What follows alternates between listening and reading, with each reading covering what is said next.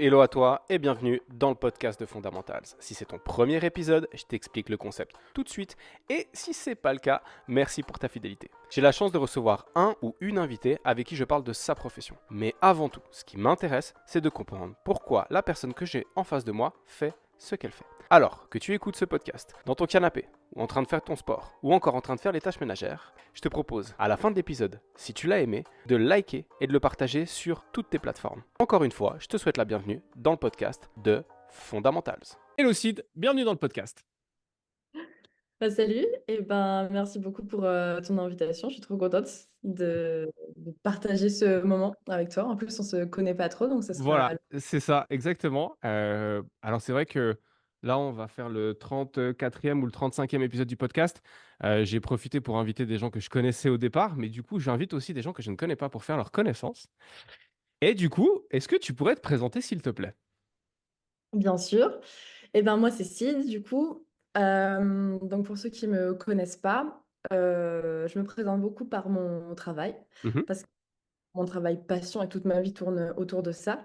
Donc moi, j'ai une première casquette dans mon travail aujourd'hui, une première où j'accompagne les athlètes dans leur processus de réathlétisation Ok. et une deuxième où en fait je forme des coachs, des kinés un petit peu qui viennent à mes séminaires, etc. En tout cas, des professionnels du sport et du bien-être. Je leur apporte des clés en fait sur la réathlétisation. Mhm. Et en parallèle, ce que j'ai mis en place l'année dernière, c'est un accompagnement business en plus pour ces coachs-là, parce que je me suis rendu compte qu'il y a plein de coachs qui étaient hyper compétents, mais qui étaient infoutus de se vendre, et du coup, qui avaient des compétences qui servaient à rien. Donc voilà ce que je fais aujourd'hui. J'ai une partie où je suis les athlètes en réhab et une partie où, via des formations en ligne et en présentiel et des séminaires, Mhm. j'apporte des clés aux coachs, etc., pour améliorer un petit peu leur suivi. Ok. Et dans la vie, je fais pas mal de sport. J'ai fait de la force pendant un peu plus de 10 ans. J'ai fait de la FA, j'ai fait un peu de strong et j'ai fait pas mal de compètes. Et aujourd'hui, je fais du sport vraiment parce que je kiffe ça, que j'ai envie d'être en santé, en fait, d'avoir un corps qui me permet de faire plein de trucs. Donc, je me prends moins la tête avec les entraînements calibrés. Je pousse des trucs parce que j'aime bien, mais tu vois, si à un moment donné, j'ai envie plutôt d'aller faire une rando ou du skate ou du surf, j'y Ok. vais. C'est juste pour le kiff, quoi. Cool. Sur ton compte, alors pas le compte que tu utilises pour l'accompagnement business, mais je crois que sur ton compte, on va dire coach, entre guillemets, tu soulèves une pierre d'Atlas, elle fait combien? C'est une de 60. Ah, ouais, c'est déjà très solide. Ok. T'as toujours été actif dans ce domaine-là? Dans la Dans, force? dans le, non, dans le coaching, dans le sport, ou est-ce qu'à la base tu viens d'un autre domaine? Non, moi j'ai toujours fait. Enfin, le premier vrai travail que j'ai fait, c'est ça, c'est celui d'être coach. À la base, je me destinais pas du tout à faire un travail là-dedans. À la base, moi, je voulais faire un taf dans l'art et dans le théâtre. Ah Et voilà. j'ai connu, enfin, mes épreuves de vie ont fait que je me suis vraiment tournée, enfin, j'ai pris un virage à 90, en fait, je me suis vraiment tournée dans le sport. Ok. À la base, moi, je faisais pas forcément de sport. Enfin, j'ai fait pas mal de natation étant plus jeune, mais c'était vraiment le seul truc que j'aimais bien.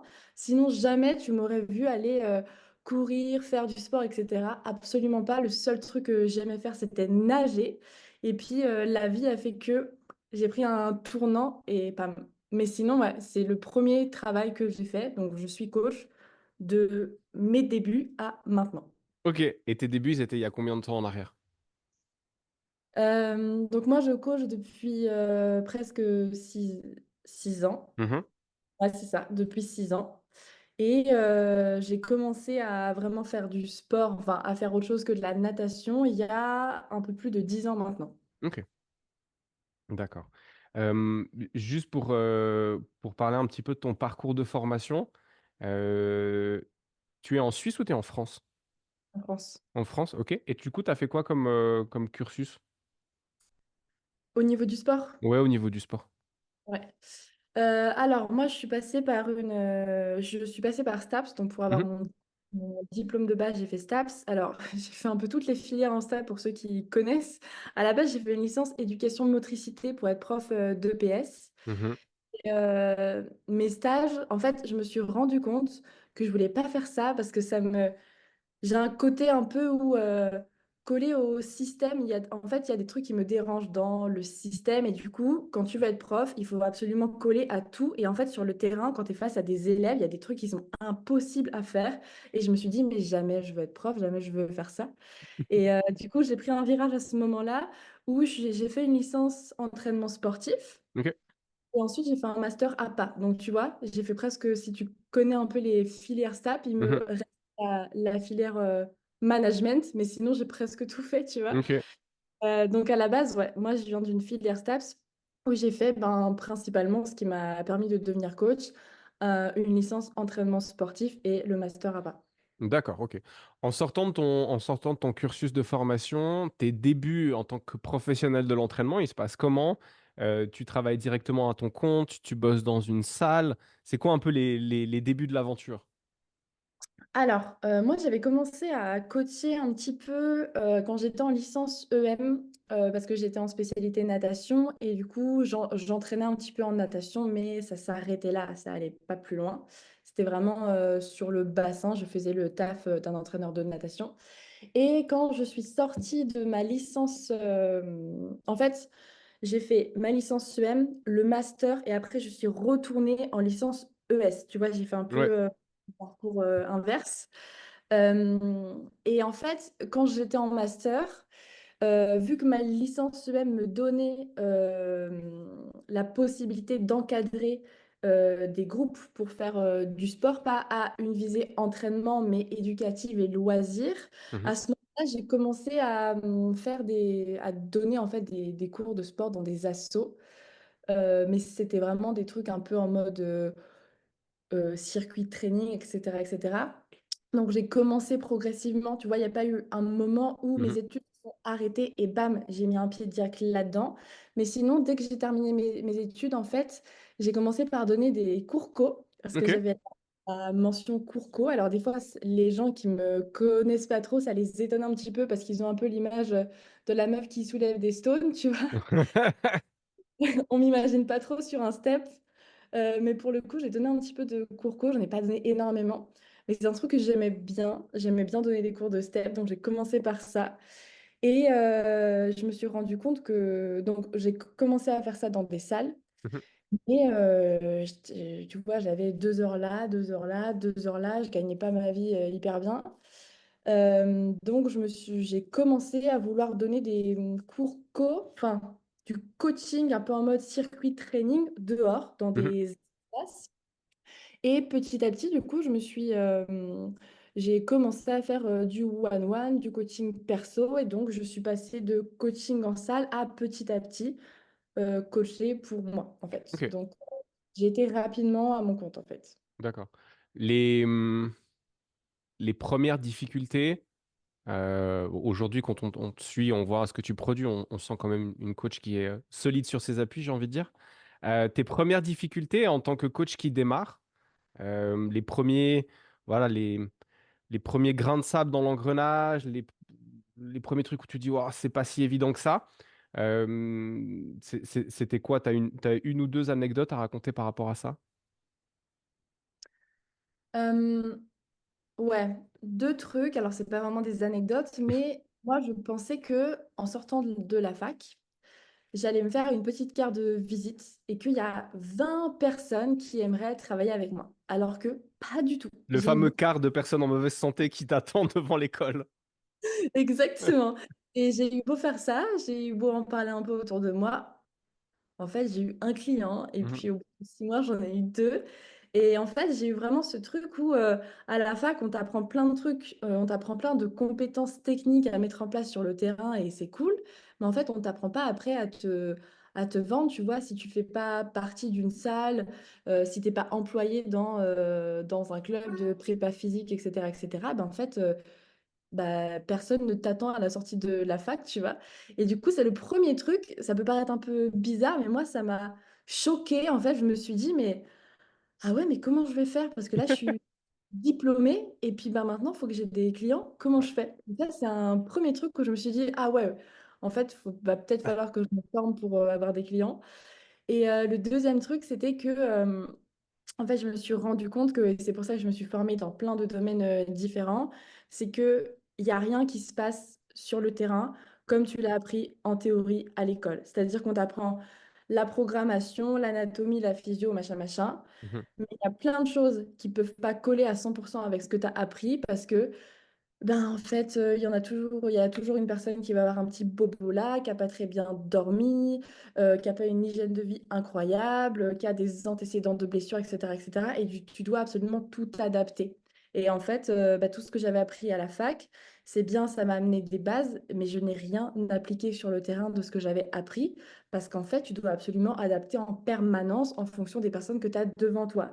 Et ça va de soi, en fait, quand on est coach et qu'on vit le truc.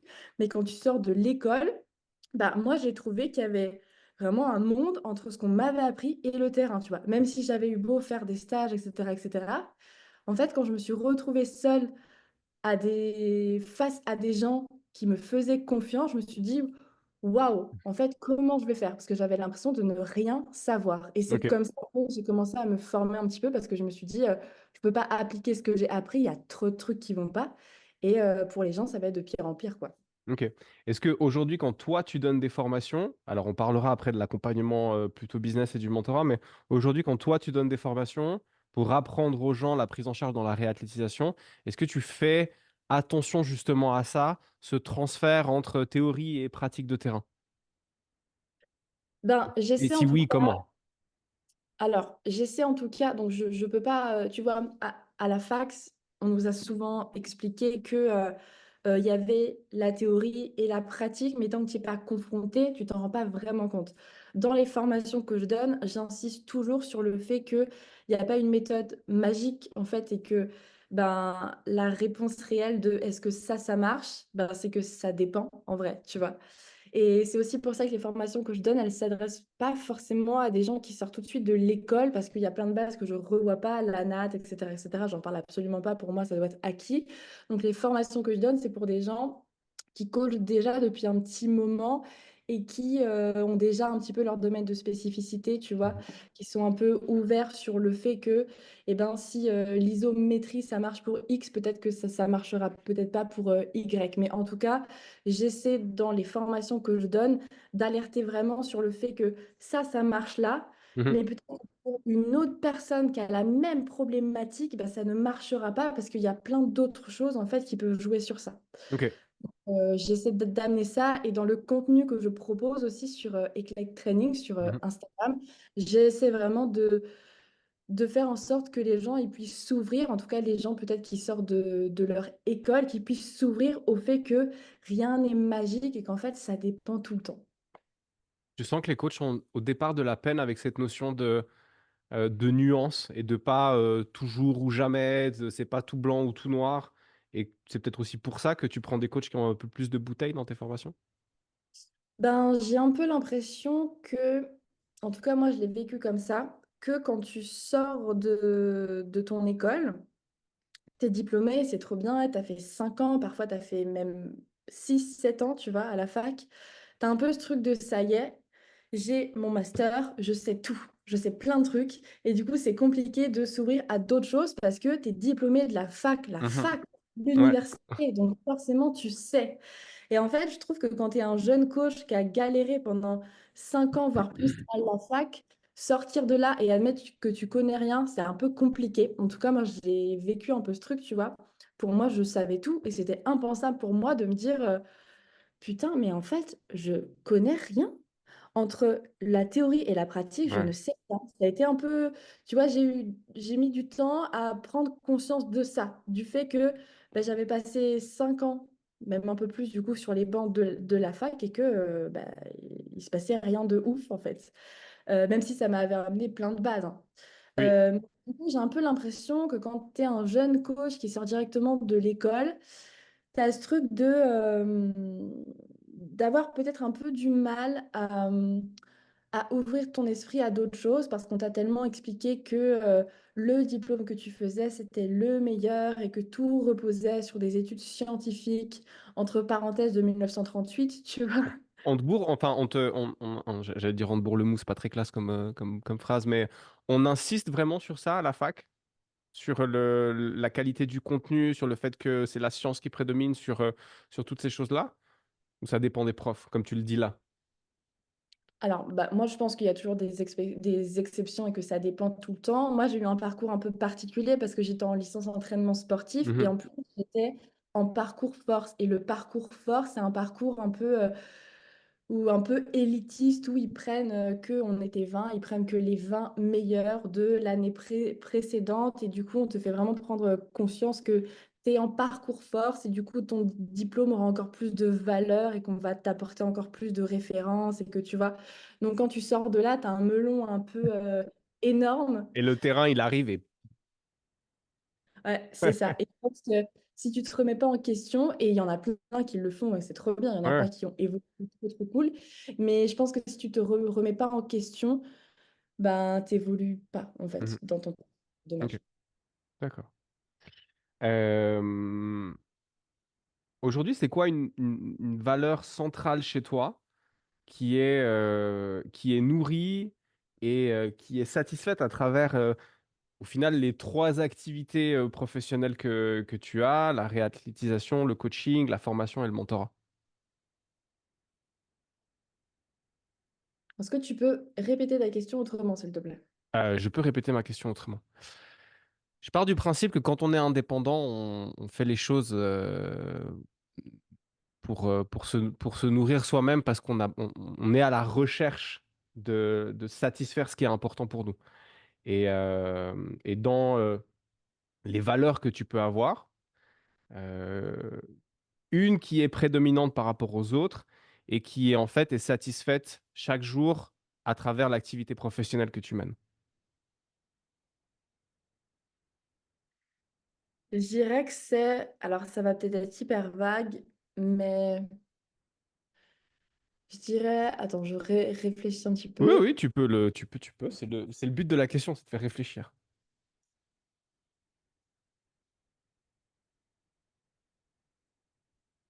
Je dirais que ça va être le respect Mhm, envers moi, mais du coup, c'est très très vague.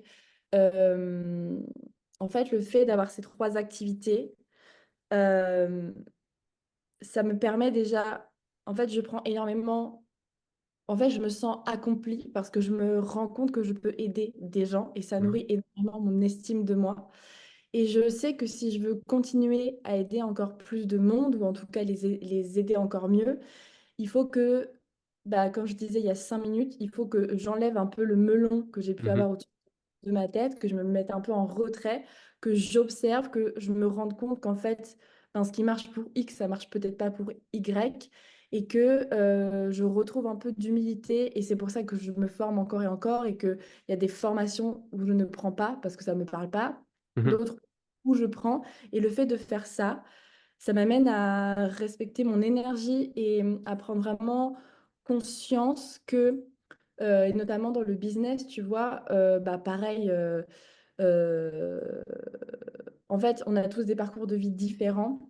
Et donc, tu peux pas interagir de la... Enfin, tu vois, moi, je suis un petit peu rentre-dedans parfois, mais il y a des gens avec qui je dose un peu plus parce qu'en fait, ils ont tous leur parcours de vie et que tu peux pas juger les gens comme ça sans les connaître mhm, vraiment.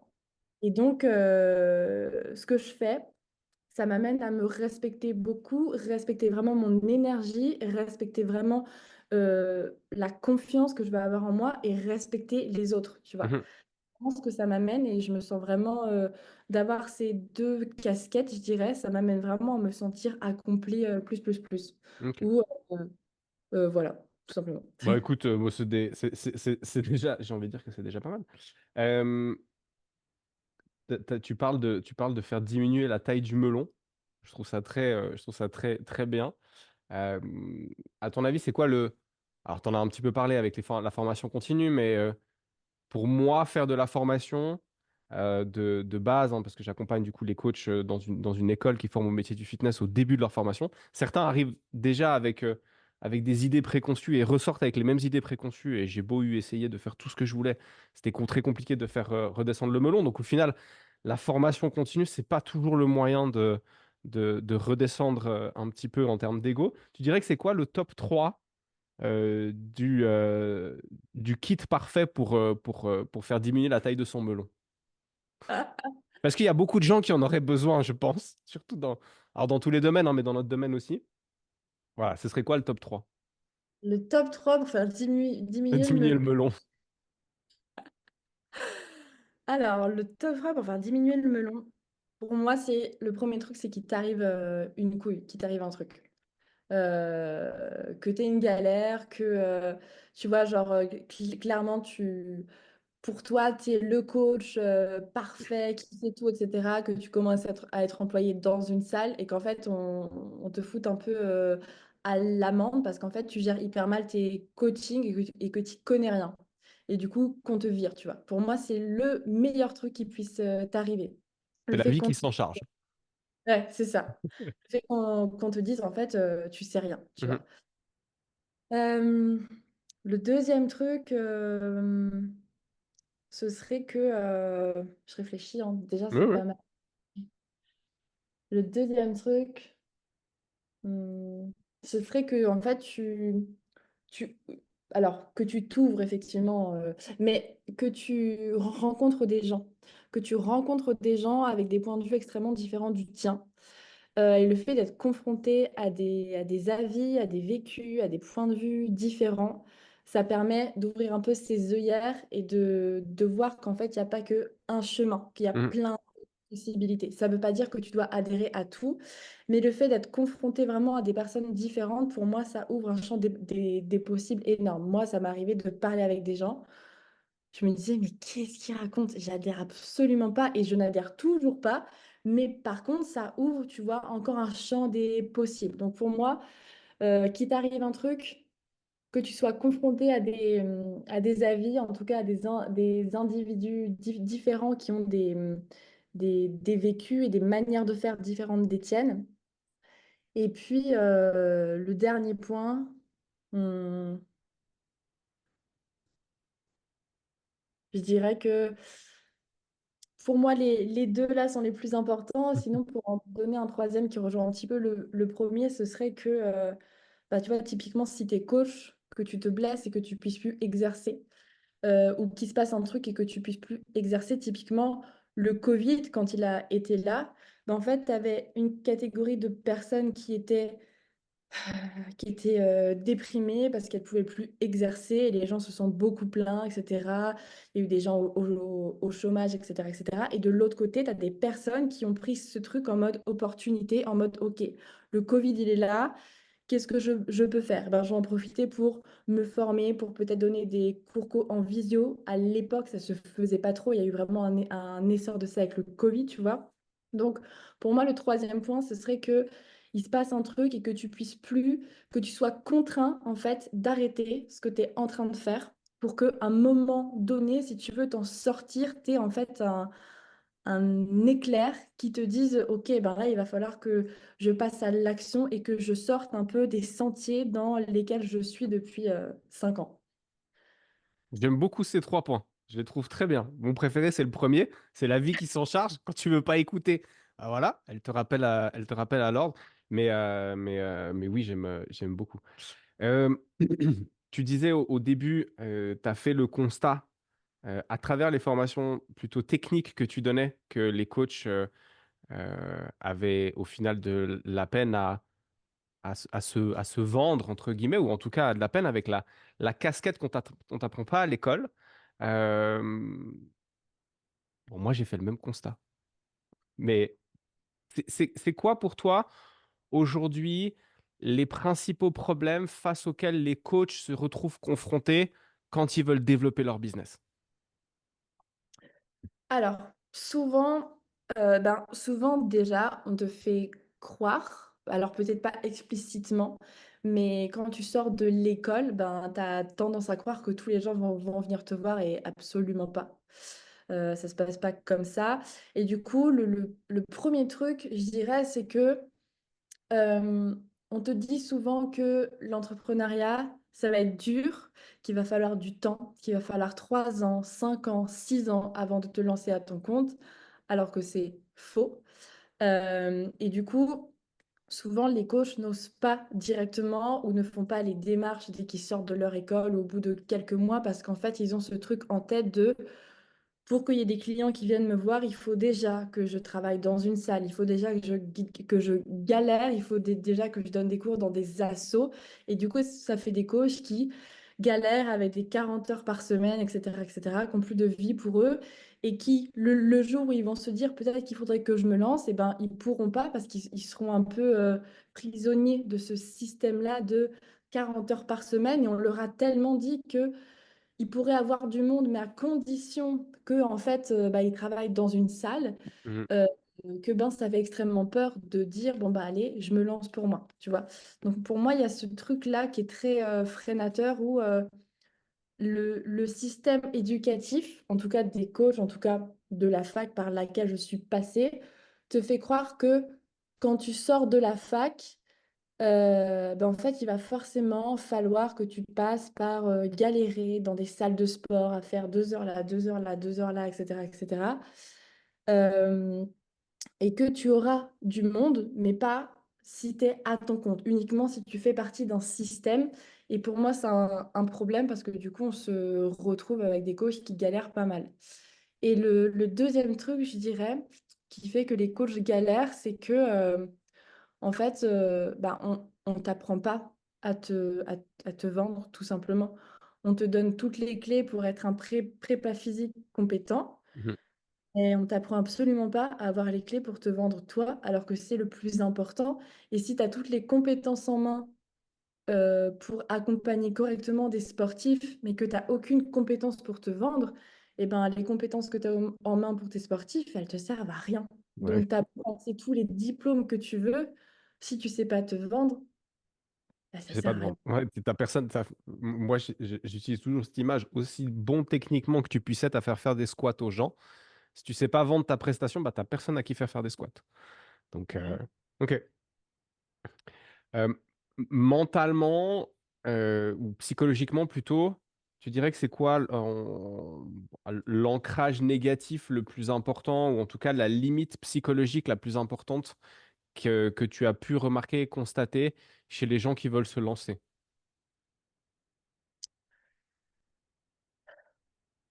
C'est le fait que, bah, alors, je sais pas si c'est bon si. C'est le fait que ça marchera pas parce que c'est eux. Le fait que ce soit réservé qu'à un petit pourcentage de personnes, à des personnes qui sont extrêmement diplômées, des personnes qui ont une légitimité énorme. Et toi, si tu n'as pas tous ces diplômes, si tu n'as pas toute cette légitimité, tu peux pas te lancer. Mais la vérité, c'est que ceux qui se sont lancés et qui ont réussi, des fois, ils sont beaucoup moins diplômés que toi, tu vois. Ok. Donc, ça, c'est un truc, c'est de penser que c'est parce que tu es extrêmement formé, que ça marchera et que toi, si tu as juste ton BPGEPS, genre, Mhm.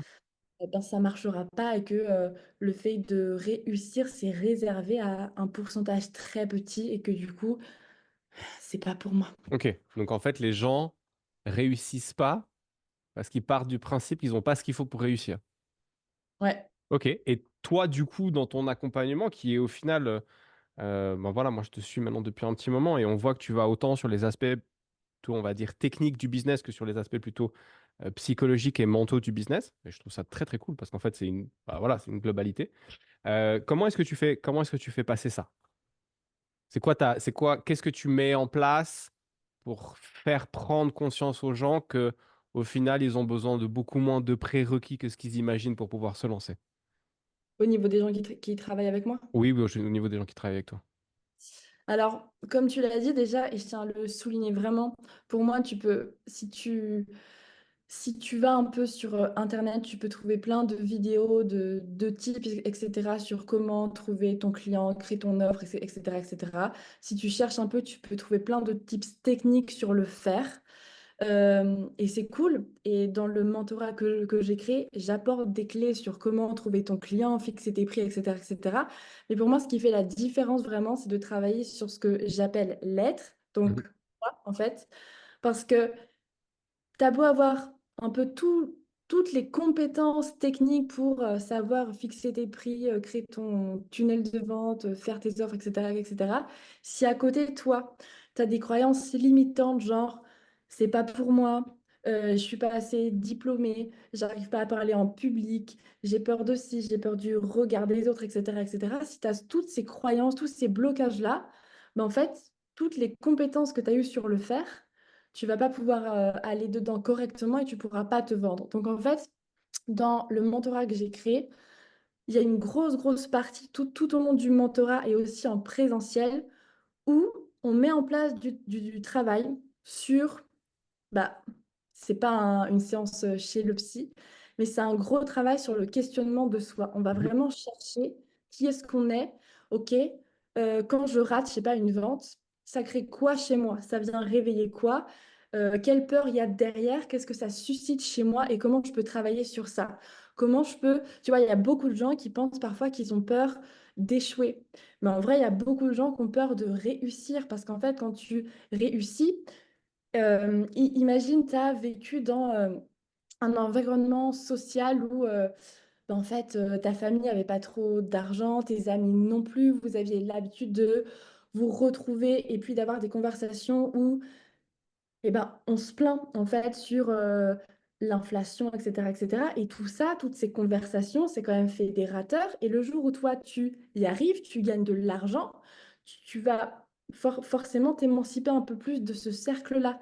Et du coup, en fait, c'est des gens, quand ils se posent ces questions sur eux, ils se rendent compte qu'ils n'ont pas peur d'échouer, ils ont plus peur de réussir. Parce que quand tu réussis, et ben en fait, tu sors de ce cercle social et du coup, tu dois recréer une identité.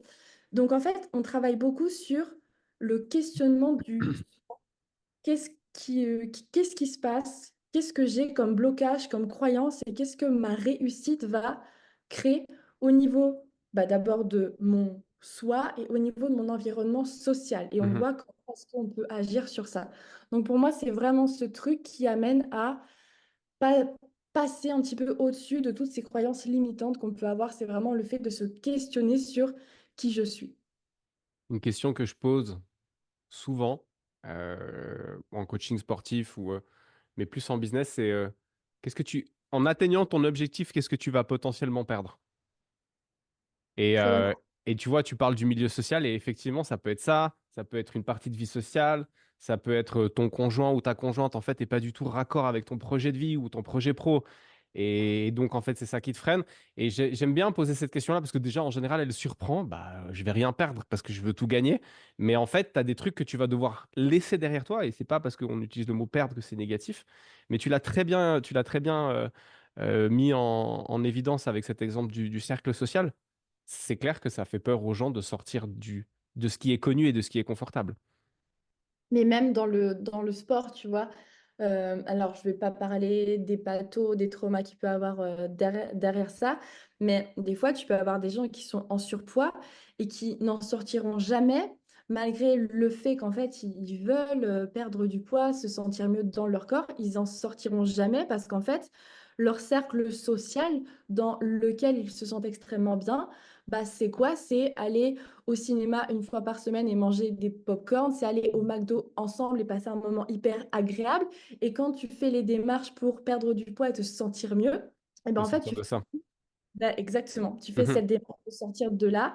Et du coup, tu as beau avoir l'envie de putain, j'ai envie de me sentir mieux dans mon corps, et ben peut-être que tu y arriveras jamais parce que tu as ce truc social que tu vas perdre. Et en fait, c'est un problème réel, tu vois. Ah oui, c'est clair. Dans le mentorat que tu proposes, tu es seul à accompagner les coachs ou vous êtes une équipe et si c'est le cas, comment est-ce que les tâches sont réparties et qui fait quoi? C'est marrant que tu m'en parles parce que le mentorat, il va être vachement amélioré là en 2025. Du coup, donc, on est plusieurs dans le mentorat. Je suis, on va dire, l'acteur principal. Et à côté de ça, il y a Julie et Louis. Donc, moi, je vais surtout amener des clés aux personnes sur le faire. Comment est-ce que je fais pour en fait, fixer mes prix, créer du contenu, comment je fais pour trouver des clients en présentiel, en ligne, etc., etc. Moi, je vais amener pas mal de clés sur le faire. Et puis à côté de ça, il y a mon associé Louis qui, lui, va amener énormément de... Alors, c'est pas des clés, c'est plus des choses pratiques et de l'ordre du questionnement. Il va amener pas mal de choses sur l'être. Donc, en fait, il va énormément travailler sur la légitimité, les croyances limitantes, les blocages, etc., etc. Donc, Louis et moi sommes les deux plus gros acteurs. Et à côté de ça, il y a Julie qui intervient aussi pour travailler également sur l'être, mais un petit peu moins en profondeur que Louis va le Mhm. faire, donc il intervient un petit peu moins. Mais du coup, les tâches sont réparties un petit peu comme ça, où moi je vais être plutôt sur le faire et Louis sur l'être, et Julie va intervenir à des moments un petit peu plus petits, moins Ok, importants dans le mentorat. ok, cool. Là, vous avez fait votre première cohorte ou c'était déjà la deuxième? Deuxième, ouais. Ok, deuxième cohorte. Euh, alors, il y avait un dans les coachs que vous aviez, il y en a un que je connais qui s'appelle Nathan. Et d'ailleurs, quand je l'ai vu cette année, il m'a dit qu'il était trop content de l'accompagnement. Donc, c'était hyper cool. Et puis, c'est comme ça, en fait, c'est par le biais de Nathan que j'ai commencé à te suivre. Euh, humainement, déjà, pourquoi le mot cohorte? Je me suis posé cette question en préparant, en préparant l'interview. Pourquoi cohorte? Pourquoi pas voler? Pourquoi pas classe? Pourquoi pas, voilà, pourquoi cohorte? Ben, tu sais quoi, j'en ai aucune idée, parce que Ok, c'est pour tout simplement. d'accord, ça va. Ça fonctionne aussi, hein. Et humainement, là, vous avez fait un week-end en présentiel, c'était ça? Ouais. Humainement, c'était comment? Si tu pouvais décrire, c'était quoi? C'était 2 jours, 3 jours? C'était incroyable. Rien que d'en parler, j'ai les frissons, je te jure. Alors, c'était un peu. Alors, déjà, à la base, il ne devait pas y avoir d'immersion en Mhm, présentiel. Ça m'a pris. Au mois de juin, je me suis dit, mais est-ce qu'on ne pourrait pas faire un truc de fin de mentorat où on se retrouve tous et puis on met un truc en place et tout? Je me suis dit, allez, on teste, on voit ce que ça donne. Et je me suis dit, bon, on va quand même mettre des choses, tu vois. On va pas juste se retrouver dans un Airbnb et c'est tout, tu vois. Donc, j'en ai parlé avec mon associé Louis, du coup. mhm. Lui, à la base, c'est mon meilleur pote depuis qu'on est au lycée. Donc, ça Ah fait ouais. des années. Ouais. Et lui, il travaille aussi dans la vente. Et en fait, en parlant plusieurs fois avec lui, je me suis dit, mais il y a trop un truc complémentaire à faire. C'est un truc de ouf. Je suis sûre qu'on pourrait gratter et trouver un truc, surtout que de base, alors ça va peut-être pas te parler. Par contre, les gens qui sont venus à l'immersion, s'ils écoutent ce podcast, ça va vraiment leur parler. Louis, à la base, il est comédien, Mhm. euh, il est comédien professionnel et il utilise ça en fait pour travailler sur la vente et la légitimité. Et il met en place en fait des situations pratiques, des sketchs en fait, où il joue des rôles et du coup, voilà, on travaille Excellent. ensemble sur tout ça. Et en fait, j'en ai parlé avec lui et je lui ai dit, ouais, il y a un truc à faire, je suis sûre, on peut faire un truc et tout. Donc, on a beaucoup parlé, conversé, etc., etc. Et cetera. Et donc, on a mis en place cette immersion où c'était déjà ouf parce que c'est une immersion qui a duré du dimanche soir au mardi matin. Mhm, Et avant, le samedi et le dimanche, il y avait mon séminaire sur les réflexes archaïques. Donc, en mhm, fait, ils ont vécu un truc. Tu connais un peu les RA? mhm. Alors, Ok. de nom, hein, mais pas en pratique. Ouais, ok. Bon, en tout cas, les RH, j'imagine que tu sais, en tout cas pour les gens qui nous Mhm, écoutent, et tu sais, les RH jouent sur les sphères physiques, mais aussi cognitives et émotionnelles. Donc, ça joue vraiment sur plein de trucs. Donc, ils ont vécu déjà 2 jours de RA où émotionnellement, il y a peut-être des trucs où on était un peu touchés, tu vois. Le soir même, on a donc avec Julie, la personne qui est vraiment associée dans le mentorat cette année. Julie est venue tenir un atelier de respiration mhm, où là, ben, émotionnellement, il y a plein de choses qui se sont passées. Et le lendemain, du coup, il y a eu ce truc avec Louis qui a duré 1 jour et demi où on est venu vraiment titiller les croyances, les blocages, etc., etc. Où, mais en fait, je ne sais pas si tu as vu, j'ai mis quelques retours sur Insta en story, mais la majorité des gens ont dit que qu'ils avaient pris une grande claque et que c'était assez ouf. Donc ce mentorat, cette immersion était assez incroyable parce qu'en fait, c'était que 2 jours, mais en fait, il y avait tout ce truc sur les RA avant, couplé à l'atelier de respiration, donc émotionnellement. Ah, vous avez mis tout dans le même truc, quoi, tout Ouais, dans le même voilà. week-end. Émotionnellement, c'était un truc, il y a un truc hyper fort qui s'est passé.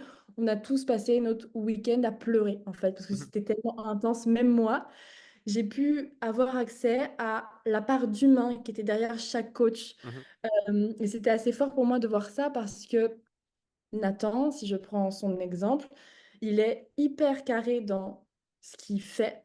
Il est hyper technique. Son sujet de mobilité, il le connaît sur le bout des doigts.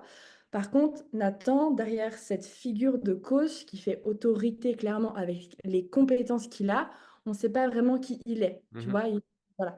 Et du coup, là, durant ce week-end, j'ai pu vraiment avoir accès en fait, à la vulnérabilité de chacun. J'ai pu vraiment voir des trucs qui se sont passés, des prises de conscience, et c'était incroyable pour moi de les voir dans cette position-là et de les voir se faire le cadeau d'être vulnérables au moment d'un week-end où en fait ils avaient l'endroit safe pour le faire, tu Mhm. vois. Et voir qu'il s'est passé des trucs grâce à cette immersion couplée au mentorat pendant 9 mois, ça a été assez ouf pour moi. Donc, c'était comment, pour répondre à ta question, c'était incroyable. Une Et dinguerie.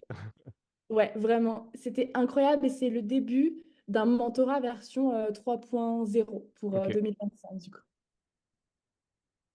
c'est très cool. C'est très, très cool. Euh, Aujourd'hui, alors toi et moi, on propose un service assez similaire. On a Alors, j'ai envie de dire à la fois passablement de concurrence et à la fois pas tellement de concurrence sur le terrain, sur le marché.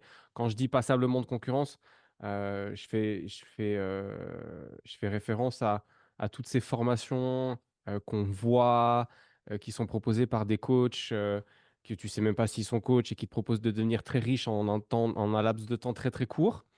Euh, Aujourd'hui, quand tu veux vendre ton mentorat, est-ce que ça t'est déjà arrivé d'être confronté à une personne qui te dit, mais en fait, pourquoi est-ce que tu ne me proposes pas les garanties que eux me proposent? Ou pourquoi est-ce que toi, tu n'avances pas un chiffre qu'on va pouvoir réaliser à partir d'un certain temps? Voilà. Est-ce que ça t'est déjà arrivé? Et puis si oui, comment est-ce que tu te sors de ça? Ça m'est jamais arrivé qu'on me dise quelle garantie est-ce que tu me Mhm, donnes parce que, en fait, déjà, il y a un truc important à comprendre sur le mentorat, c'est que, alors tu me demandais tout à l'heure pourquoi le groupe de cohorte n'est pas classe, mhm, donc c'est le mot qui me vient, mais surtout parce que une classe, pour moi, dans ma tête, c'est plus, comme tu me l'as dit tout à l'heure, c'est plus un truc qui, qui fait un peu plus éphémère, tu vois. mhm, Une cohorte, c'est vraiment un groupe fermé. Et du coup, le mentorat, pour moi, il commence en janvier, il va jusqu'en septembre et il est fermé. Il est de 6 personnes. Cette année, ils étaient un petit peu plus. L'an prochain, ils seront moins parce que pour le présentiel, ben, 6, c'est le chiffre top. Plus, ce serait trop. Bref. Euh, c'est vraiment une cohorte de 6 qui ne bouge pas personne. Alors, les gens peuvent partir s'il y a une raison urgente, mais normalement, les gens ne partent pas et personne ne rentre en cours de route. Donc, c'est vraiment une cohorte fermée. Je veux vraiment créer un espace safe pour tout le monde. Et en fait, c'est une cohorte élitiste, tu vois, vraiment. mhm, D'ailleurs, le mentorat s'appelle Elite Mentorat. C'est vraiment un truc pour les coachs qui sont prêts en fait à s'investir, prêts à revoir un petit peu leur mode de fonctionnement. C'est vraiment un mentorat fait pour les coachs qui veulent avancer. Et du coup, il y a énormément de valeur dans le mentorat au niveau des appels, des lives, des immersions, du présentiel. Et donc, forcément, le tarif, il suit. Tu vois, je ne vends pas un mentorat à 50 euros le mois, je vends un mentorat à 500 euros le mois, tu vois, mhm, un petit peu plus, 510. Mais du coup, juste de par le fait que le mentorat, il a une valeur élevée et du coup un tarif à la hauteur de la valeur, ça fait que les gens qui viennent dans le mentorat, ils s'investissent forcément parce que mhm. personne ne met 4000 balles dans le vent pour ne rien faire, tu vois. Donc en fait, À moins qu'il ait beaucoup de pognon, mais oui. oui. Donc, en fait, on m'a jamais demandé, je vais me faire combien, tu me garantis quoi, etc., etc. Par Ok. contre, la garantie du mentorat, c'est que, Alors, sans donner de chiffres précis, même si c'est moins marketing, on est OK. Mais la garantie du mentorat, c'est que si tu as fait l'accompagnement des 9 mois, que tu t'es impliqué, que tu es venu au présentiel, qu'on a eu les appels ensemble, etc., etc., si tu as fait tout ça et qu'à la fin des 9 mois, ton business, il est toujours au niveau zéro et qu'il ne s'est absolument rien passé pour toi, je te rembourse le mentorat. Mhm. Ma garantie, c'est ça. C'est qu'en fait, bah, si tu n'as pas Ouais. évolué Si ça n'a pas bougé, je te rembourse. exactement. Et en Mhm. fait, ça m'est jamais arrivé pour le moment pour deux choses. La première chose, c'est que en fait, mon accompagnement, il est quand même sacrément qualitatif. Voilà. Et la deuxième chose, c'est que, bah, en fait, comme je te dis, les coachs qui galèrent un petit peu et qui donnent 4 000 balles pour une formation et qui ne s'investissent pas dedans, en Mhm. général, il n'y en a pas ou ils sont un peu cons, tu vois. Donc, c'est quelque chose qui n'est jamais arrivé parce que les Mhm. gens s'investissent dans le mentorat. Ok. Quand tu vois une de ces pubs débarquer dans ton feed Instagram, du Bah, mec, attends. du mec qui a 13 ans et 12 mois, 13 ans et 11 mois et qui te propose une formation révolutionnaire grâce à un e-book gratuit et ça va te permettre de gagner 10 000 euros en 27 jours et 2 heures. Euh, ça te, ça te fait venir quoi comme émotion? Tu te dis quoi? Parce que moi, quand je vois ça, il y a plein de trucs qui me passent dans la tête. C'est vrai, quoi? Déjà, est-ce qu'il y a des gens qui achètent ces produits? Ça, c'est la première question que je me pose objectivement. Je me dis, est-ce qu'il y a des gens suffisamment crédules pour acheter le produit? Ça, c'est la première Ok. chose. Et deux, je me dis, quand est-ce que ça va s'arrêter? Ok. Alors, euh, c'est marrant parce qu'effectivement, je suis tombée sur un compte il y a quoi? Il y a genre une semaine. J'étais là, bah pareil, business, fais-toi 30 000 euros en un mois, je sais pas quoi. Putain, il devait avoir 15 ans, le mec. Et en plus, il avait genre 62 followers. J'étais là. Ouais, Alors, peut-être qu'il y a des trucs qui m'échappent en vrai, tu vois. Mais j'étais là, mais quoi? Alors, ce qui me passe par la tête, c'est, je veux dire, un peu rien. C'est-à-dire ok. que je suis un peu. En fait, pour moi, les coachs qui promettent, pardon, À ce beaucoup. moment-là, c'est des coachs qui promettent, hein. À ce moment-là, c'est des coachs qui promettent parce ils pensent s'achoir quelque chose. Voilà, c'est. Exactement. Et donc, pour moi, les coachs qui promettent de faire 30 000 euros en 2 semaines grâce à la dernière technique, etc., Mhm, etc. Et la seule preuve sociale qu'ils ont, c'est leur frère. En fait, je regarde ça d'un œil où je me dis, c'est un peu du bullshit. Et je me dis, si des gens achètent, de toute façon, il n'y en aura pas 36 qui mhm, vont acheter et les gens se rendront bien compte que ça ne marche pas. Et d'ailleurs, on en voit énormément ce genre de pub, mais en tout cas, de moi, ce que je vois, c'est que j'ai toujours des gens différents. Et du coup, c'est des gens, en général, je trouve, enfin, je pense en mhm. tout cas, qui ont une activité qui va durer peut-être 3 mois, 6 mois. Mais au bout d'un moment, ils vendront plus parce qu'en fait, c'est juste, ça marche pas, tu vois. Donc, je suis un peu dans ce truc où ouais, allez, on les Vas-y. laisse faire. Mais c'est cool parce que je pars pas du principe que ça me fait de l'ombre en fait pour Mhm, mon taf à moi. Par contre, ce qui me gêne, c'est que, et j'ai eu ce truc-là quand moi j'ai voulu me faire accompagner dans mon business, c'est que quand toi tu dis que tu es un coach business, et ben souvent tu vas être associé à ça, à ce vendeur de rêves, etc., etc. Et cetera. Et ça, c'est le genre de truc qui me gêne. C'est comme quand tu dis que tu es coach sportif, moi je le dis plus trop. Parce que même si à la base je suis coach, c'est que ça a perdu énormément de valeur, je trouve, parce qu'il y a de plus en plus de coachs sur le terrain qui font de plus en plus n'importe quoi, qui sont de plus en plus influenceurs à vendre leur cul et des montres et à donner aucune valeur vraiment pour améliorer la santé, le bien-être des gens. Et du coup, c'est peut-être le truc qui me gêne, tu vois, c'est mhm. le associé à ça. Ouais, alors, tu vois, si je prends. Moi, je trouve très cool le mentorat. Moi, je trouve ça génial parce que je suis parti aussi du même constat que toi, hein, à un moment donné, que les gens, ils avaient aussi besoin d'être accompagnés sur cette partie business. Parce que voilà, et moi, c'est un truc que j'adore faire. Et effectivement, que mon image soit associée à des personnes comme toi ou à d'autres personnes qui proposent du mentorat qualitatif, bah, en fait, c'est très bien. Et au final, les gens viennent aussi vers nous parce que c'est nous. Et donc, les gens qui vont chercher quelque chose chez toi vont peut-être pas le trouver chez moi et inversement. Et donc, ça, c'est très bien. Mais effectivement, après, pour le coup, on est mis dans ce bac de coach business. Et c'est pas forcément toujours évident d'en sortir. Tu as parlé avant du fait de toi-même te faire accompagner dans le développement de ton business. Moi, je trouve toujours très drôle parce que je le fais aussi. D'ailleurs, j'ai aussi un coach sportif. Je me fais accompagner dans le développement de mon business. Enfin, il fait ma prog à distance, mais. Et les gens sont toujours surpris que nous-mêmes, on ait des coachs ou que nous-mêmes, on se fasse accompagner dans notre business. Tu dirais que comment, pour les gens qui nous écoutent, comment choisir son mentor?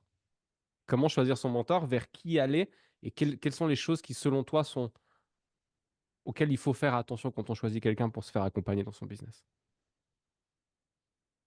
Pour ma part, si j'avais un conseil à donner sur le choix du mentor que tu vas choisir, c'est de choisir quelqu'un, pas tant qui t'apporte des preuves sociales incroyables ou qui te promet de faire ou qui te promesse de faire 30 000 euros en un mois, tu vois.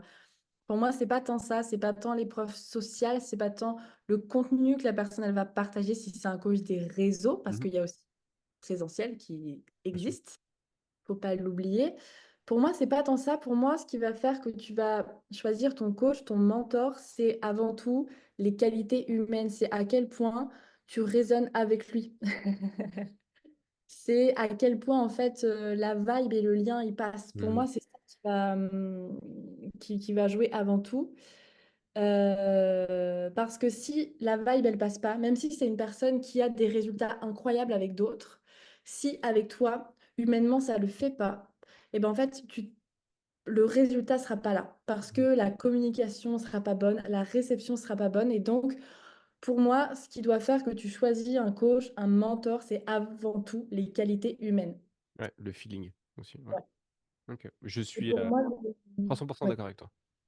Bah, j'ai vu, tu m'as fait un petit Ouais, cœur, ouais, donc. non, mais je suis d'accord parce qu'en fait, c'est comme ça que j'ai choisi les deux personnes qui m'accompagnent dans mon business.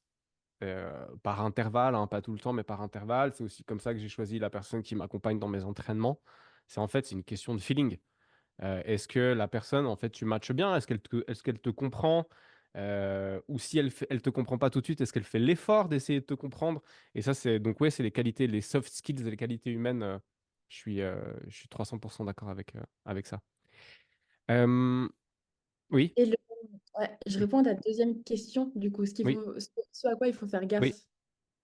Pour moi, le red flag, et du coup, je pense que tu vois, c'est pour ça que les coachs, les vendeurs de rêves à 30 000 balles en 2 semaines ne me font pas vraiment d'ombre, c'est que si tu tombes sur un coach qui t'explique que lui, il a jamais failli, il a jamais échoué, il a toujours gagné de temps, il a toujours été le meilleur et qu'il n'y a rien, en fait, tu sens qu'il n'y a rien de sincère, il n'y a pas en fait, il te fait pas part d'un parcours de vie normal, tu vois, Mhm, avec des embûches, etc., etc. Pour moi, si tu es face à un coach qui te dit que lui, il a toujours tout réussi, il a toujours atteint énormément, que si, que ça, il a toujours été l'élite. Pour moi, c'est le red flag, tu vois, clairement. Si tu as un coach qui ne se remet pas en question, qui n'a jamais fait cette démarche-là de se remettre en question, pour moi, c'est non. Moi, j'ai besoin d'être face à une personne qui va me dire, bah moi, en fait, pendant 2 ans, j'ai galéré de ouf. mhm. Et Ouais. tu vois, petit à petit, il s'est remis en question, il s'est formé, il s'est fait accompagner à tel point qu'aujourd'hui, lui, bah, il est légitime d'accompagner d'autres. Et pour moi, c'est parce que tu es passé par ces stades-là, par lesquels moi je passe, que tu vas pouvoir me comprendre et Mhm. être la meilleure personne pour m'accompagner. Donc moi, clairement, un coach qui ne se remet pas en question, c'est un peu le red flag, tu vois. Celui qui a toujours eu le meilleur CA depuis qu'il est né, en fait, il y a un problème, tu vois. Peut-être il avait déjà commencé son business plan dans le ventre de sa mère, puis il est arrivé. En fait, c'était bon, le final, il était en place, et là, bam. Ouais, non, mais je comprends bien. Je comprends bien. Euh, On peut mettre le mot mission, on peut mettre le mot responsabilité dessus. Moi, je préfère responsabilité parce que je trouve des fois le mot mission est un peu trop surfait. Euh, Ce serait quoi ta responsabilité en tant qu'être humain dans le monde dans lequel tu vis par rapport à ce que tu peux faire de bien en rapport avec ce que tu sais faire? J'ai rien compris. Ouais, c'était pas forcément clair, j'avoue. Euh, je te fais le pitch. Moi, j'aime pas trop le mot mission de vie parce que je le trouve trop galvaudé. Mais je pense qu'on vient sur Terre avec des capacités, avec des atouts et que notre responsabilité, c'est de les utiliser à bon escient. Et du coup, moi, je pose la question à mes invités. Quelle est votre responsabilité dans le monde dans lequel vous vivez? Ok. Moi, je pense que ma mission de vie, ma responsabilité en Mhm. tout cas, c'est d'utiliser mon histoire personnelle et de la mettre au service des autres. Oh, c'est cool ça. Au début, je m'inspirais pas trop de mon histoire perso. Et plus j'utilise ce que j'ai vécu, que ce soit dans mon activité de coach en réhab, parce Mhm. que j'ai pas mal blessé, j'ai eu pas mal de soucis, plus j'utilise ça, plus j'en parle, plus je raisonne en fait avec les gens qui sont également dans la même galère. Et plus en fait, je peux utiliser mon histoire pour aider les autres. Et c'est mon histoire, le fait que j'ai été blessée, etc., qui a fait que je me suis énormément formée, en fait, dans la réhab, etc., etc. Et sans ça, j'aurais jamais aidé ces athlètes à aller mieux. Mhm. Et du coup, pour moi, la responsabilité que j'ai, c'est d'utiliser ce que j'ai vécu et de le mettre au service des autres. Et je pense que c'est que comme ça que tu peux, en tout cas, vendre, parce qu'on parle un peu de vente, tu vois. Je pense que c'est que comme ça, ou en tout cas presque que comme ça, que les gens peuvent te faire confiance parce qu'en fait, ils savent que ce que tu as vécu, ben, tu t'en inspires pour les aider et que du coup, tu peux les comprendre parce qu'ils vivent la même chose. Tu vois? Mhm. Ok, ça me parle. Donc, en fait, c'est ça. Ok. Est-ce que ça veut dire qu'on est obligé d'avoir vécu des choses similaires aux gens qu'on accompagne pour les accompagner qualitativement? Non, je pense pas. Je pense Ok. absolument pas. Par contre, je pense que pour les comprendre, Mhm. pour vraiment développer de l'empathie et savoir, enfin, essayer de comprendre en tout cas au maximum ce que la personne elle ressent et à quel point ce problème impacte sa vie, je pense qu'il n'y a que en ayant vécu la même chose ou en tout cas quelque chose de similaire Mhm. que tu peux vraiment comprendre cette personne-là. Ça ne veut pas dire que tu peux, enfin, ça veut pas dire que si tu n'as pas vécu ça, bah, tu n'as pas les clés, etc., pour l'aider, mais par contre, je suis convaincue que dans le lien que tu vas avoir avec la personne, si tu as un vécu qui est similaire, tu vas raisonner davantage et il y aura davantage de confiance qui va être créée. Ok. Après, ça, c'est une conviction qui m'est propre. Je suis convaincu aussi, mais oui, parce qu'au final, bah, il y a des référentiels communs entre les personnes qui vivent les mêmes expériences. Et peut-être que le fait d'être passé à travers des expériences qui sont similaires fait que bah, on est plus ou moins sur le même chemin, mais des mesures de temps différentes. Et donc, du coup, tu es plus à même de comprendre la personne. Donc, non, je te rejoins. Dans tout ce que tu fais aujourd'hui, alors j'adore la passion hein, tu mets dans tout ce que tu fais et comme tu en parles, je trouve ça génial. J'adore les gens animés et passionnés. C'est quoi le revers de la médaille, s'il y en a un? Tu me parles du business là? Je te parle de tout. Tu vois, au début, tu as dit un truc que j'ai trouvé très intéressant. Tu as dit, je me présente souvent par le travail que je fais. Et au final, quand on est indépendant, c'est assez difficile de dissocier la personne professionnelle et la personne privée. D'autant plus, je trouve, dans des métiers comme les nôtres, où l'humain est très présent. Je ne dis pas que l'humain n'est pas présent dans les autres métiers, mais je sais pas, tu es comptable. Pour moi, l'implication émotionnelle, elle n'est pas la même. Voilà. Alors, s'il y a des comptables qui nous écoutent, je ne suis pas en train de critiquer, on est d'accord, hein. Mais moi, je le ressens comme ça. C'est mon point de vue. Euh, c'est assez difficile de dissocier les deux. Et donc, en fait, c'est quoi le revers de la médaille de tout ce que tu fais? Ouais, je vois, j'ai bien compris ta question et c'est une question qui est très pertinente. Merci. Et bien, le revers de la médaille, il est assez hardcore. C'est-à-dire que, bah, en fait, comme tu l'as si bien dit, je me présente beaucoup par mon taf parce que c'est mon taf passion et c'est ce qui, dans la vie, m'anime. Tu vois, Mhm, j'adore ce que je fais. Et même, enfin, j'ai beau accompagner des coachs à développer leur business, ça reste toujours dans le milieu du sport, de l'activité physique, du bien-être. Et moi, ma vie tourne autour de ça. Tu vois, j'ai mhm, besoin de bouger, d'être en mouvement pour me sentir bien. Euh, et en fait, si j'ai pas ça, si j'ai pas ce truc où je bouge et qui me permet de me sentir bien, je me sens pas épanouie dans mon taf et j'ai pas envie de travailler. Et c'est pas mhm. cool et je suis pas bien. Et en fait, le revers de la médaille, il est que si j'ai des moments, tu vois, j'ai commencé à faire du skate il y a quelques mois et Ouais, j'ai je me vu suis là, il y a des skills qui se sont unlockés. Ouais, ouais. J'ai vu là c'était hier ou ce matin, je sais pas, dans un parking. Ouais, ça va. Ouais, j'ai commencé à faire du skate et il y a genre un mois à peu près, je suis tombée sur mon genou plusieurs fois, donc j'avais le genou en sang et tout. Tendre la jambe, plier la jambe, c'était compliqué parce qu'à chaque fois la plaie elle s'ouvre, ça craque et tout. J'ai eu mal au poignet pendant longtemps, etc., etc. Donc j'avais mal au poignet, j'avais un peu mal à la cheville, j'avais mal au genou. Je pouvais pas trop de temps, je pouvais pas me mettre trop en appui sur le poignet. Et en fait, pendant presque 10 jours, j'ai pas pu faire ce que je voulais. Alors, tu vas dire 10 jours, c'est rien. En fait, pendant 10 jours, j'étais au bout de ma vie. J'avais pas envie de travailler, je me sentais pas bien, j'étais aigrie, etc., etc. Et cetera.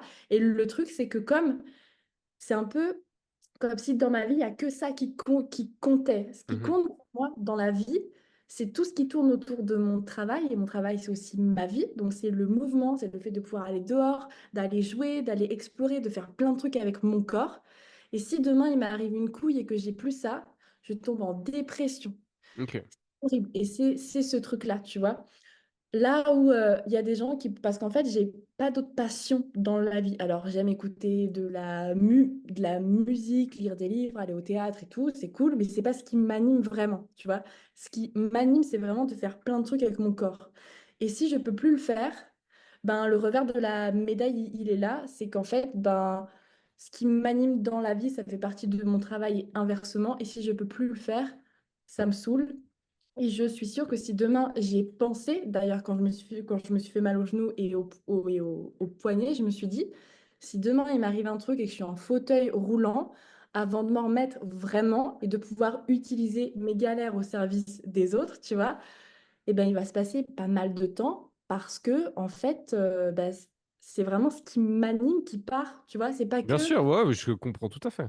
tu vois, c'est pas genre je sais pas, tu fais un métier où tu as besoin d'être debout, je sais pas, je sais pas, je dis non, mais t'es serveur. Si demain il t'arrive un truc et que tu peux plus l'être, sans doute que tu as plein de trucs à côté, tu vois, Mhm. pour t'animer dans la vie et que tu vas pouvoir peut-être faire un autre taf. Oui, Moi, oui. mon taf, c'est vraiment mon métier passion et ça résonne avec ce que je fais dans ma vie de tous Ouais. les jours. Si je peux plus le faire, eh ben, je Oui, sais plus qui je suis. les métiers à vocation et les métiers passion. Je comprends tout à fait. Ok. Ah bah écoute, ça c'est un, tu vois, c'est hyper sympa parce que du coup c'est un revers de la médaille original pour ce 35e épisode. C'est la première fois qu'on partage ça. Ok, ok. Donc, mais très très cool. Et je comprends bien. Je comprends bien je vois bien ce que tu veux dire. Et j'aime bien la manière dont tu l'as imagé. Ok. Sid, c'est le moment du quiz.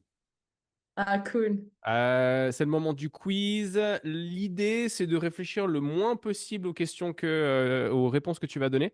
Et puis après, il y aura encore deux, trois autres questions où là, tu vas devoir réfléchir, mais je te dirai quand c'est la fin. T'es Ok. prête? Allez, go. 3, 2, 1, c'est parti. Quand tu étais petite, tu jouais à quoi? Je joue aux dinosaures. Oh. Un aliment que tu n'aimes pas manger. Oula, les endives. C'est pareil. Si tu devais choisir et n'en garder qu'un seul, coaching sportif ou coaching business? À business. Pourquoi? Parce que c'est ce qui me nourrit le plus et quand j'ai des appels, des lives avec eux, j'ai vraiment cet effet miroir qui revient.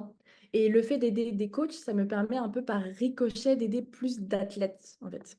Ok, ah, pas mal ça. Une de tes manies, si tu en as une. Quand je suis en galère, Par exemple, sur mon skate, j'ouvre la bouche, je me mets un peu comme ça. Beaucoup, beaucoup. Voilà. Une de tes citations préférées? J'ai pas de citation. Ok. Un gros mot que tu dis souvent si tu en dis? Nique ta mère. Ah, ça, c'est pas mal ça. Ton film favori si tu en as un? Euh, Point Break. J'adore ce film. C'est pas le film le plus profond du monde, mais je l'adore. Bon, ça le fait, hein. Ce que tu aimes le moins dans ton job?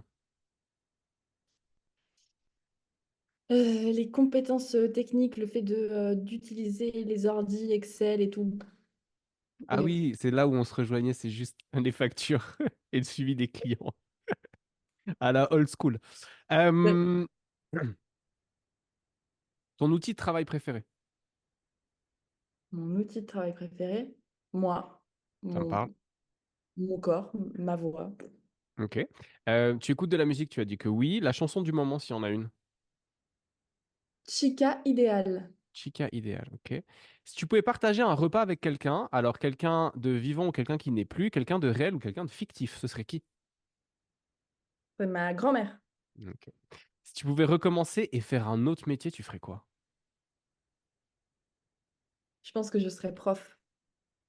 Je sais pas de quoi, mais déjà petite, je voulais faire maîtresse. Après, j'ai voulu être prof d'EPS. Je pense que je ferais ça. Et je m'épanouis énormément dans l'aspect formation. J'aime Ok. ça, tu vois. Oui, je vois bien. Je vois bien pour le coup, je vois bien.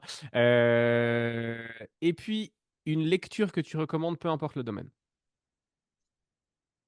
Je recommande La semaine de 4 heures. Tim Ferriss? C'est ça. Ouais, Ok.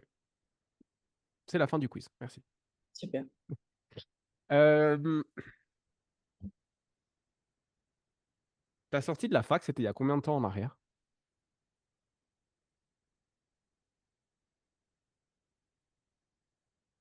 Ben, 6 ans. Ok. Tu sors de la Et fac, donc la CID d'aujourd'hui peut aller parler avec celle qui sort de la fac et qui prend un peu le camion dans la tronche de OK, bon, bah, je viens de vivre dans un milieu clos avec plein de théories théoriciennes. Là, je suis sur le terrain. Je me sens beaucoup moins à l'aise que ce que je prévoyais. Si tu dois te dire quelque chose, qu'est-ce que tu te dis? Si tu peux. je me dirais d'accepter de pas tout savoir faire, de pas tout connaître et d'être vraiment dans une humilité. Et c'est comme ça que je vais progresser. En sortant de la fac, j'avais vraiment ce truc où, comme j'avais fait partie du parcours fort, j'avais ce master, etc., etc., j'avais ce truc où je dois tout savoir, etc. Et en fait, je ne savais pas tout, je ne savais même rien. Et j'ai eu du mal à accepter ça. Et ça m'a joué pas mal de tours dans mon business, dans mes coachings, etc., etc. Et donc, je me dirais ça, d'accepter de pas tout savoir et de montrer ma vulnérabilité, en Mhm. fait. Euh, je m'arrête juste sur le fait de montrer sa vulnérabilité. Je trouve ça très bien. C'est la manière des fois que je trouve bizarre. Il y a une espèce de tendance sur les réseaux sociaux de pleurer devant son téléphone. Alors tu me diras, plus direct pour montrer sa vulnérabilité, c'est difficile, mais je sais pas. Moi, quand j'observe ça, ça me, je trouve ça bizarre. Je trouve ça bizarre. Comment est-ce que tu penses qu'on peut montrer sa vulnérabilité sans pour autant tomber dans un espèce de truc larmoyant, on va dire ça comme ça. C'est marrant parce que quand tu as commencé à parler, à Mhm. me dire, ouais, j'aimerais qu'on s'arrête un peu sur la Mhm. vulnérabilité, nanana, je pensais à la même chose exactement.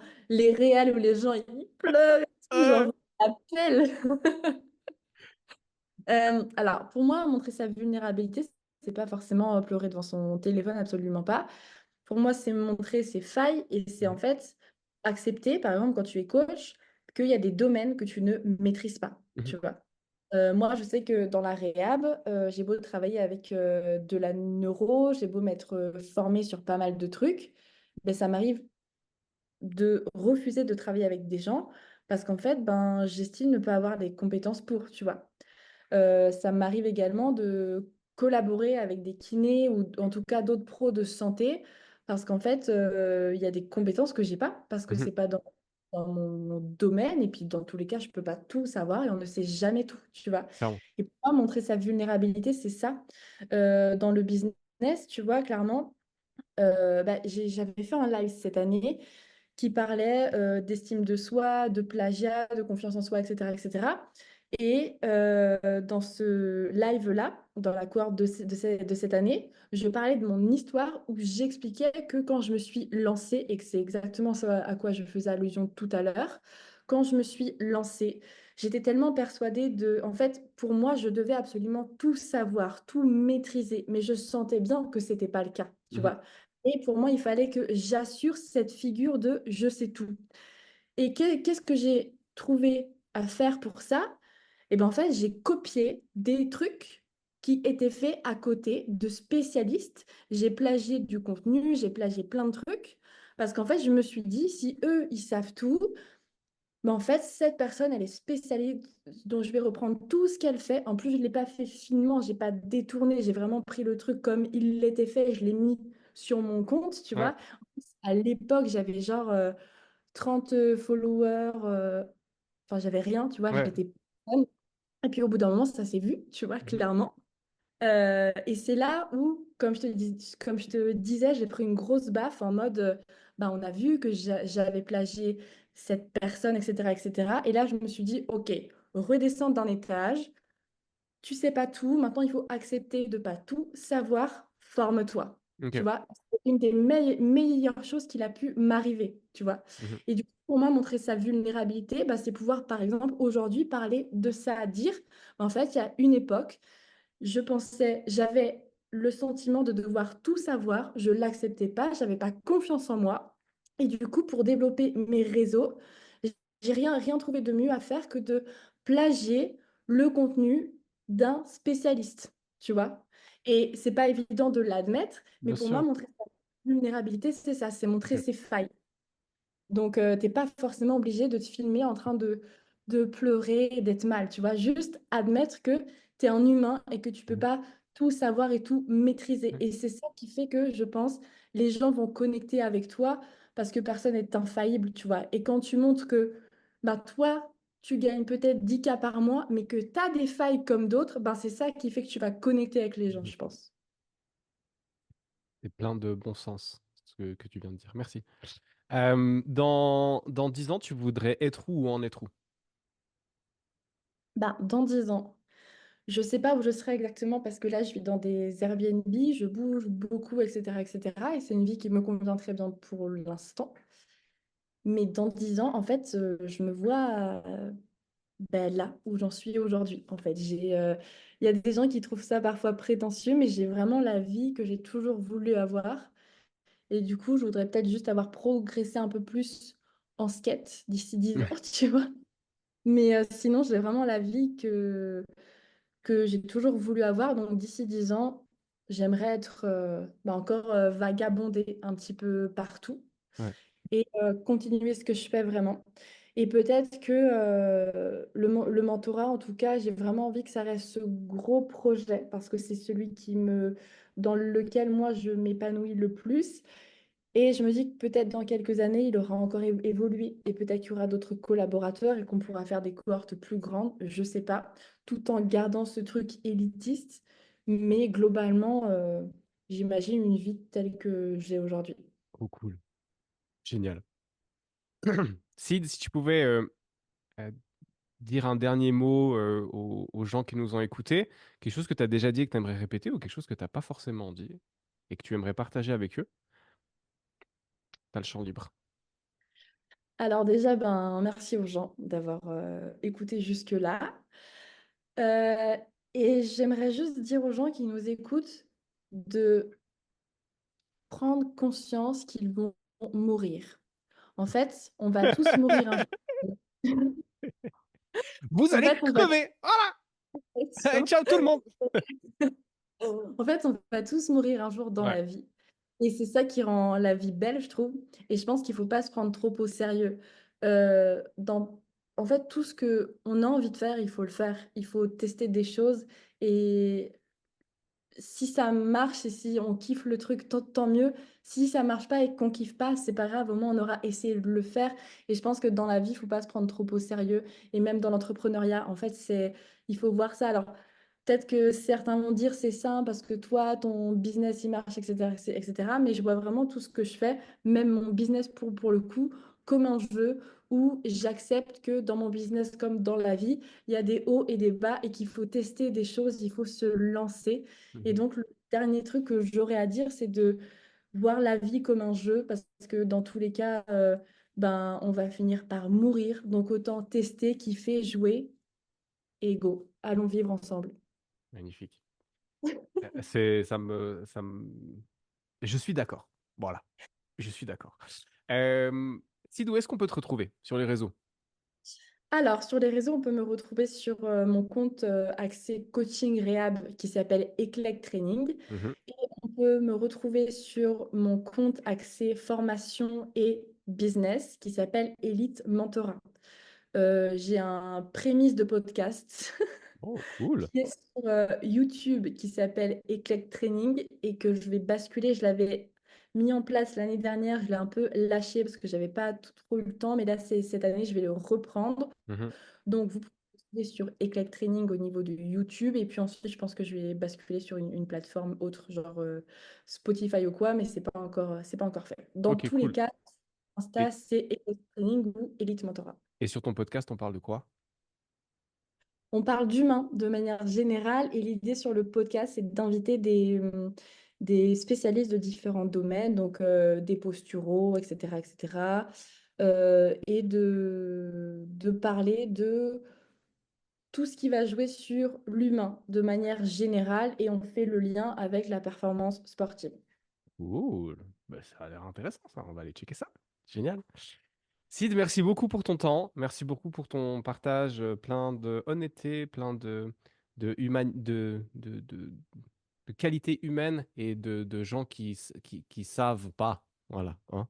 Et, de, et pour ce que tu as partagé, j'ai trouvé ça très inspirant. Et du coup, j'étais content de faire un peu plus ta connaissance parce que du coup, je ne te connaissais pas. Et c'était un vrai plaisir. Donc ça, c'est top. Pour les auditrices et les auditeurs du podcast, merci beaucoup de nous avoir écoutés. J'espère que vous aurez pris autant de plaisir à écouter cet épisode qu'on a pris à l'enregistrer. Et je dis à tout le monde à très bientôt. Si c'était votre premier podcast, bah bienvenue. Et puis si ce n'était pas le cas, merci pour votre fidélité. Sid, je te souhaite une bonne suite de journée. Et à tout le monde, je vous dis à bientôt. Ciao!